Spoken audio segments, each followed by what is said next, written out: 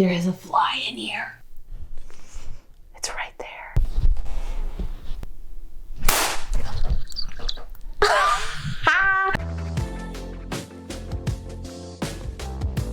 Hello and welcome back. If you're new here, my name is Whitney. I'm a fertility dietitian and coach, and my job is to help busy women like you get out of the Google spiral and get pregnant. And I am so excited for today's video because it is Q&A day. One of my favorite things to do. I'm nosy. I love getting in people's business and helping them sort out problems. I posted a poll up on my Instagram a couple weeks ago and got your questions. And so today is all about answering what you need. Let's get started. Why is it that I got pregnant the first time with no problem and a terrible diet, and now that I eat healthy, I can't get pregnant? This is a fantastic question and one that does not have an easy answer. There's a couple different reasons this could be happening, and probably the most common one that I see is that your body is exhausted. Getting pregnant, going through an entire pregnancy of growing a person, and then keeping that human alive, especially if you're breastfeeding, is an enormous tax on the body. We don't have support as we're going through this, and it creates exhaustion, cellular exhaustion, mental, emotional, physical exhaustion. And what I see a lot of times is that hormonally, we cannot keep going after this happens. I've said in my previous videos, if you're struggling with any health conditions, your fertility is the first system that takes a hit because you do not need to get pregnant to survive. And so your fertility is usually the first system that we take nutrients and energy away from in order to devote it to cardiac function, stomach, like gut function, muscle function, all of that stuff. Cycles get really irregular postpartum. Even a year, 2 years postpartum, it can happen. And so if that's happening to you, thankfully, this is something you can replenish, but it does take a little bit of time. Now, less frequent, I do see a situation where the immune system, for whatever reason, let you get pregnant the first time, didn't have any issues, but then for some reason there's a dysfunction that happens and your body starts to recognize an embryo as a foreign body that needs to be eliminated, and it starts attacking those cells. This is where, diet and lifestyle are absolutely helpful in calming down the immune system, but you might also need the help of a reproductive immunologist to help design a prescription plan in order to make sure that your immune system is not working against you. Second question, does change in environment cause problems in menstrual cycle? So I'm assuming when you say change in environment, you mean seasonal changes, and this can absolutely happen. We are of nature, we are animals, and so we are going to be impacted by seasonal changes. You might find that your cycles are a little bit longer in the winter. You might find that your cycles are a little bit longer in the summer, and this can be for a variety of different reasons. It could be your stress levels, it could be what you're eating, the foods you're consuming, it could be your activity levels, your stress levels. I've also seen in the winter where more like seasonal affective disorder, depression, those kind of things can really impact the cycle because any function in your body does not operate on an island. And so if you're mentally struggling, physical symptoms tend to pop up and cycle irregularities tend to happen as well. Third question, let's see. Do you ever recommend using progesterone suppositories after ovulation? That's a good one. First, I want to say how much I do love progesterone. I love high progesterone levels after ovulation. I get so excited for that. If your progesterone levels are on the lower side though, the first thing before we start supplementing, the first thing I want to look at is why are they low? Is there something going on systemically, whether that's inflammation, autoimmune conditions, gut dysfunction, nutrient deficiency, thyroid imbalance, insulin resistance? There can be a lot of different things that impact your progesterone production. And before we jump into supplementing, I want to figure out why it's low, and then if we can iron it out naturally first, support your body in those ways. Any function that's on the struggle bus, if we can support your body, it's going to not only help you naturally boost your own progesterone production, it's also going to increase your chances of success with fertility because your own body isn't fighting against itself, essentially. With that said, I do love me some progesterone support. It's one of the very first interventions that I recommend. In fact, if I had it my way, before we jump into Clomid and Letrozole and more of those ovulatory magnifier medications, I would recommend progesterone support after ovulation just to give you that extra boost because progesterone is one of those hormones. It goes up, it goes down, it doesn't stick around in the body for very long, and the side effects are very, very minimal. In fact, constipation and fatigue are probably the two biggest ones. And so it's not going to have any long-term side effects that are going to be hard for you to manage. So it's a really easy one to add in if you're working with a practitioner that that prescribes. That might be something to look into, but I don't recommend it unless you've addressed systemic issues first to try and iron out your body naturally. Next one, food intolerances. Do you think the tests are accurate or believe results can be reversed? This is an excellent question. As a registered dietitian, the food intolerance allergy debate is quite heated, and to be honest, it's a very gray area. Food intolerance tests in general are not very reliable because a lot of times you'll take these tests, if you're experiencing systemic inflammation at all, if your immune system is kicked up at all,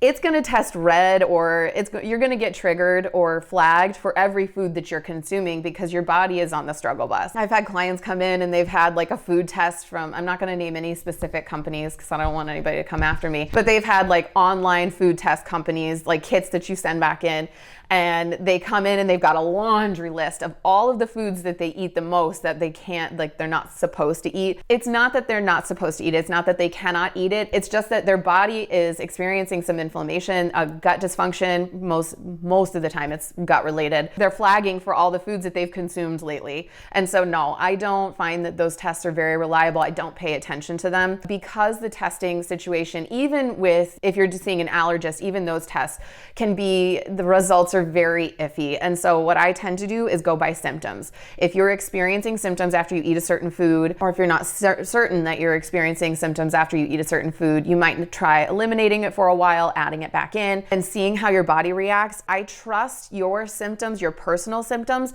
more than I trust paperwork or lab results, because you know your body better than anybody. And so if you tell me every time I eat dairy, I'm gassy, but your test results come back and dairy isn't an issue, it doesn't mean it's not an issue. I think that your body is telling you something. And so I'd pay more attention to your personal physical signs and symptoms and how you feel after you eat a certain food rather than those lab test results. If you follow me at all, you're gonna know my answer.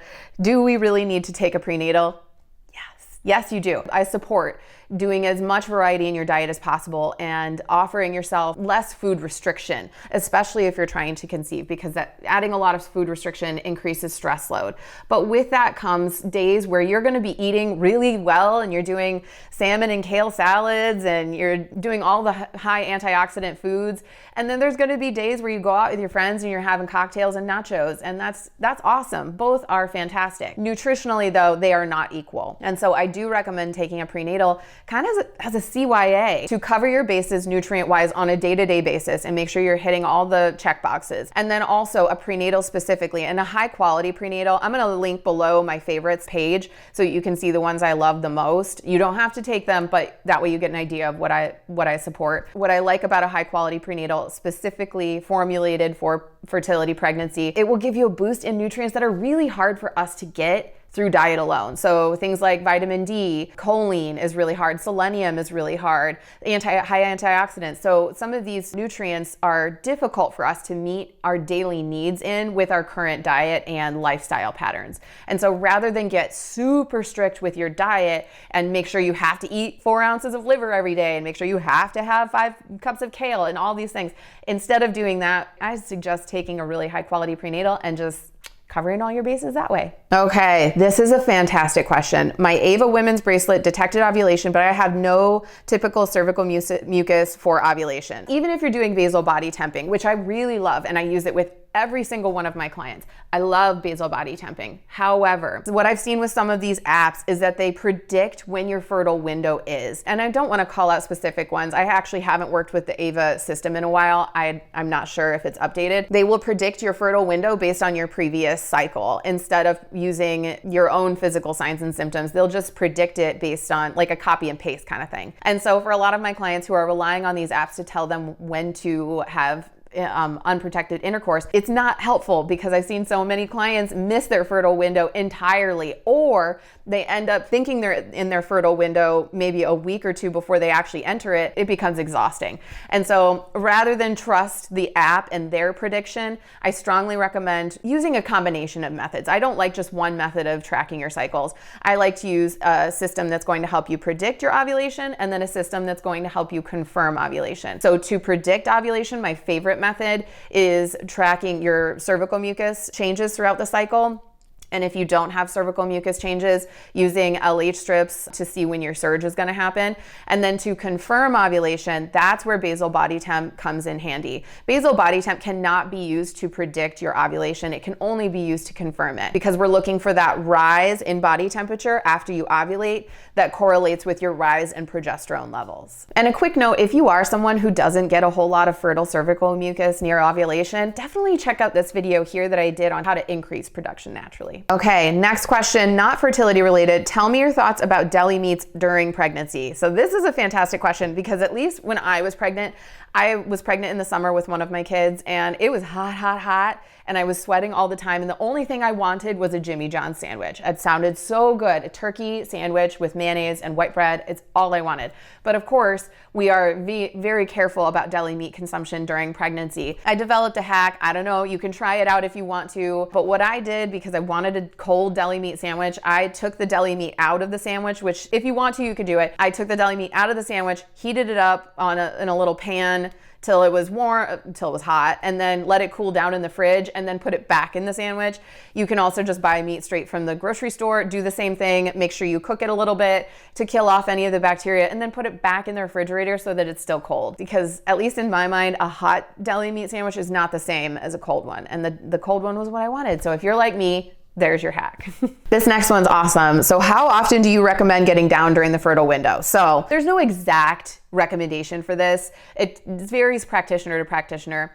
I try and kind of pick the best of both worlds, where you are definitely having intercourse during your fertile window, however, in a really intentional way, not just doing it every single day for 7 days, because it can get boring, and it's easy to lose the spark, and it becomes a job then. So what I recommend is that we just talked about fertile cervical mucus. Once you start to see fertile cervical mucus and it's that clear, raw egg white kind of consistency and it's very stretchy, I recommend getting down on those days specifically. If you feel like you can do every day, you can do every day when you see that mucus. If that's not good for you, if it's bad for your relationship, if you're feeling overwhelmed by it, then at least once or twice or every other day while you see that fertile mucus can be, you'll definitely hit your window if that's the method you go with. All right, next up, how to optimize fertility success after treatment for endometrial hyperplasia. So if you don't know, endometrial hyperplasia is where the uterine lining gets too thick. This can be problematic for fertility, obviously. It's been linked to cancer, and so it's not something to mess around with. Now, treatment for endometrial hyperplasia varies depending on your age, your goals. If it's treated with medication, sometimes it's treated with an IUD, birth control pills. Those are two of the most common, but if you're trying to get pregnant, I would assume that those are not the treatment options you went with. If you are done having kids, I know some physicians, if you're dealing with that condition, will remove the uterus or do a hysterectomy, not mess with it at all. I'm also assuming, if you're asking this question, that is not what happened for you. If you've had treatment, I'm not sure what kind it was. I'm assuming it's not birth control, and I'm assuming it's not a hysterectomy. You might do an endometrial ablation or something similar to that, where they go in and clean out the uterus and see if that changes the lining thickness. I'm not 100% sure. Without knowing a little bit more, I'm not sure which treatment you've had.